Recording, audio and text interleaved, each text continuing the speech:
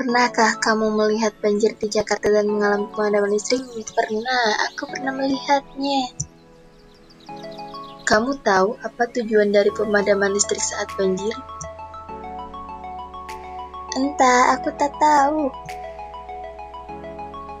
Jadi, tujuannya adalah untuk mencegah korban jiwa akibat tersengat listrik. Kenapa? Hal ini disebabkan karena aliran listrik tersebut dapat mengalir melalui kabel yang tercelup ke dalam air. Pernahkah kamu mendengar atau melihat orang mencari ikan dengan cara menyetrum? Pernah, aku pernah melihatnya. Kamu tahu apa yang terjadi dengan ujung alat yang dialiri listrik dicelupkan ke dalam sungai? Entah, aku tak tahu. Jadi, ikan-ikan yang ada di sekitar sungai akan tersengat aliran listrik, sehingga ikan-ikan yang ada di sekitar sungai tersebut akan mati. Menurutmu, dari dua peristiwa tersebut, apakah air itu dapat menghantarkan listrik? Lalu mengapa air dapat menghantarkan listrik? Apakah semua zat cair mampu menghantarkan listrik? Baiklah, aku akan mengajarimu. Dari dua peristiwa sebelumnya dapat diketahui bahwasannya larutan merupakan campuran yang antar zat penyusunnya tidak memiliki bidang batas dan bersifat homogen pada setiap campuran, baik dari fase, komposisi maupun pada sifat fisiknya. Kemudian, komponen larutan ada dua, yakni yang pertama terdapat pelarut atau solvent, kemudian ada zat terlarut atau solut. Contoh dari larutan sendiri ada larutan gula, larutan garam, larutan jeruk, dan sebagainya. Kemudian, berdasarkan daya hantarnya, larutan dikelompokkan menjadi dua, yakni larutan elektrolit dan larutan non-elektrolit. Larutan elektrolit. Larutan elektrolit adalah larutan yang mampu menghantarkan arus listrik. Larutan elektrolit terjadi karena adanya ion positif dan ion negatif pada senyawa yang terurai dalam larutan. Contohnya pada garam. Garam sendiri ada ion positif Na dan ion negatif Cl. Kemudian zat-zat elektrolit dapat digolongkan menjadi asam, basa, dan garam. Larutan elektrolitnya berupa larutan asam, larutan basa, dan larutan garam. Kemudian larutan elektrolit contohnya ada larutan jeruk nipis, larutan cuka, larutan belimbing wulu, larutan kapur sirih, dan larutan garam. Kemudian larutan non-elektrolit. Larutan non-elektrolit adalah larutan yang tidak mampu menghantarkan arus listrik dikarenakan zat-zat yang tidak terurai dan tetap berwujud molekul. Contoh dari larutan non-elektrolit sendiri ada larutan gula, larutan sirup, dan sebagainya ya. Sifat daya hantar listrik zat yang terlarut dalam air dapat diketahui dengan alat uji elektrolit, sehingga pada gejala yang timbul pada uji daya hantar listrik pada masing-masing kelompok larutan sebagai berikut. Yang pertama terdapat larutan elektrolit kuat. Larutan elektrolit kuat mengalami nyala lampu terang, timbul banyak gelembung pada elektroda. Kemudian larutan elektrolit lemah. Larutan elektrolit lemah, nyala lampu redup, timbul sedikit gelembung pada elektroda.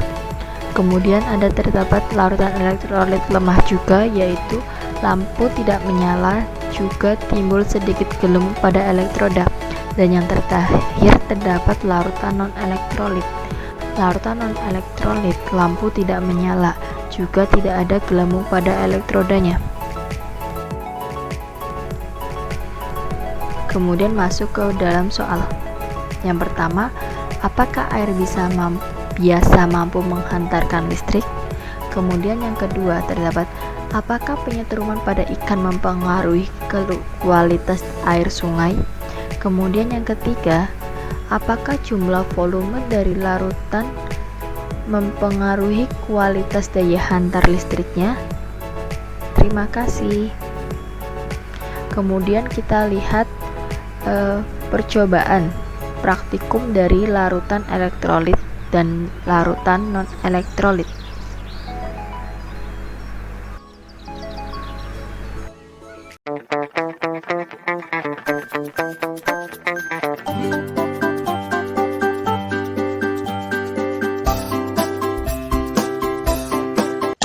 Halo, mari kita melihat percobaan larutan elektrolit dan non-elektrolit.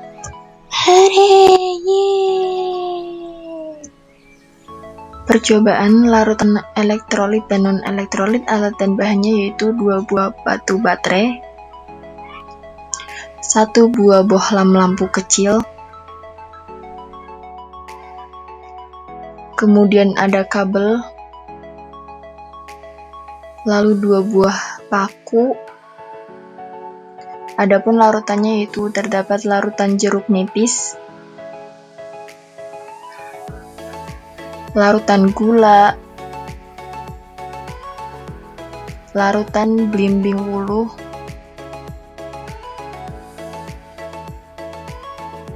kemudian terdapat larutan garam,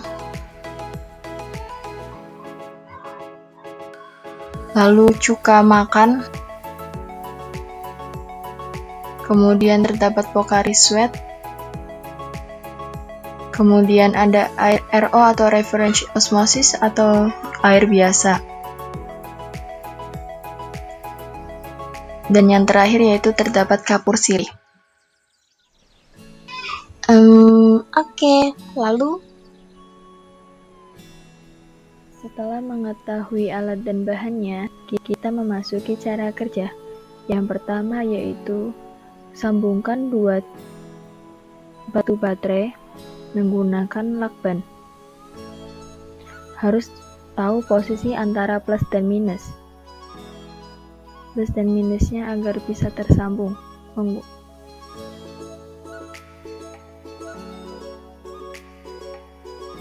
Jangan lupa untuk memotong lakbannya kembali.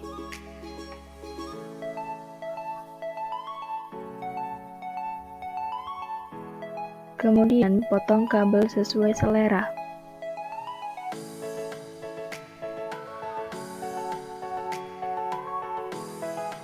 Kelupas kulit kabel pada ujung masing-masing kabel.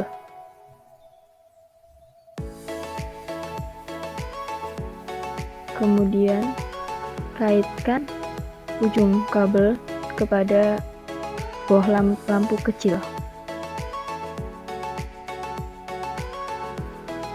Begitupun kabel yang lainnya juga disambungkan kepada bohlam lampu yang kecil.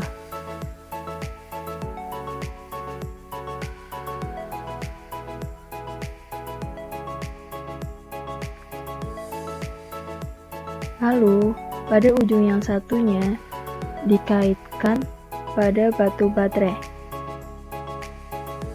Disambungkan pada batu baterai. Ditempel menggunakan lakban agar tertempel tidak berubah. Kemudian kabel yang satunya juga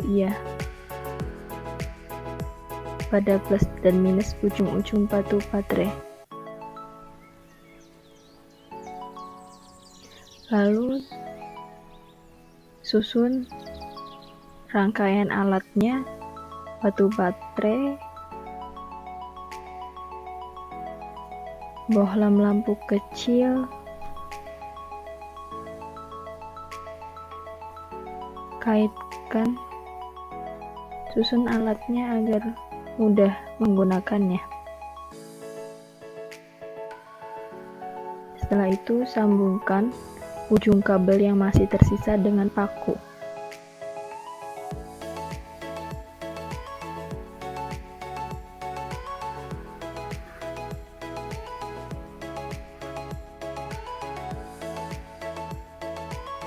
Begitupun pada ujung kabel yang satunya lagi. Kaitkan pada paku, sehingga 2 paku tersebut mampu tersambung kepada kabel. Lalu coba cek apakah mampu menyala. Lalu yang pertama menggunakan larutan, yaitu pertama air RO. RRO atau Air Reference Osmosis. Kita celupkan ke dalam larutan dan tidak didapatkan gelembung, tidak juga menyala, tidak menghantarkan listrik. Kemudian yang kedua terdapat larutan gula. Larutan gula tidak terdapat gelembung dan juga lampu tidak menyala, sehingga tidak larutan non-elektrolit. Kemudian yang ketiga ada jeruk nipis, larutan jeruk nipis. Sebelumnya kita cek dulu. Ternyata larutan jeruk nipis hanya menghasilkan sedikit gelembung namun tidak menyalakan lampu.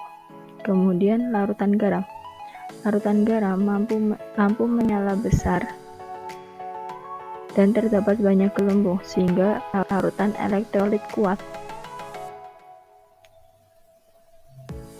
Setelah itu terdapat larutan cuka.